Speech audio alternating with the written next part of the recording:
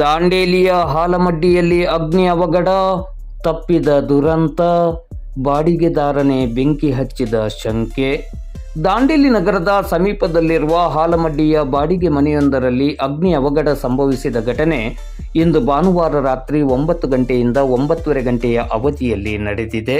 ಇದು ಹಾಲಮಡ್ಡಿಯ ನಿವಾಸಿ ಹಮ್ಜಾ ಸಾಬ್ ವರ್ದಿ ಎಂಬುವರ ಮಾಲಕತ್ವದ ಮನೆಯಾಗಿದ್ದು, ಈ ಮನೆಯನ್ನು ಮಲ್ಲಿಕಾರ್ಜುನ ಎಂಬಾತನಿಗೆ ಬಾಡಿಗೆಗೆ ನೀಡಲಾಗಿತ್ತು. ಮನೆಯ ಮಾಲಕ ಹಮ್ಜಾ ಸಾಬ್ ವರ್ದಿಯವರು ಮಾಧ್ಯಮಕ್ಕೆ ನೀಡಿದ ಮಾಹಿತಿಯಲ್ಲಿ, ಬಾಡಿಗೆದಾರ ಮಲ್ಲಿಕಾರ್ಜುನ್ ಎಂಬಾತನೇ ಬೆಂಕಿ ಹಚ್ಚಿ ಮನೆಗೆ ಬೀಗ ಹಾಕಿ ಹೋಗಿರಬಹುದು ಎಂದು ಹೇಳಿದ್ದಾರೆ. ಮನೆಯಲ್ಲಿರುವ ಕಬಾಟ್ನಲ್ಲಿ ಬೆಂಕಿ ಕಾಣಿಸಿಕೊಂಡಿದೆ. ತಕ್ಷಣವೇ ಸ್ಥಳೀಯರು ಮನೆಯ ಬಾಗಿಲು ಒಡೆದು ಮುಂದಾಗಬಹುದಾದ ಅನಾಹುತವನ್ನು ತಪ್ಪಿಸಿದ್ದಾರೆ.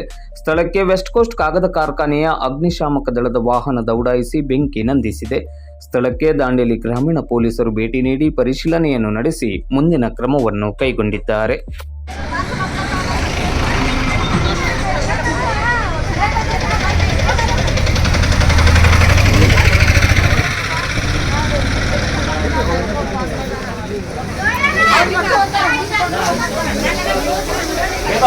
कपड़े कार को उड़ा को पानी मारो नीचे पड़ा पूरे बड़ा जोड़ो कपड़े कपड़े पूरे पड़ाओ लकड़ी दे दे ऊपर लकड़ी नीचे पड़ा था पूरा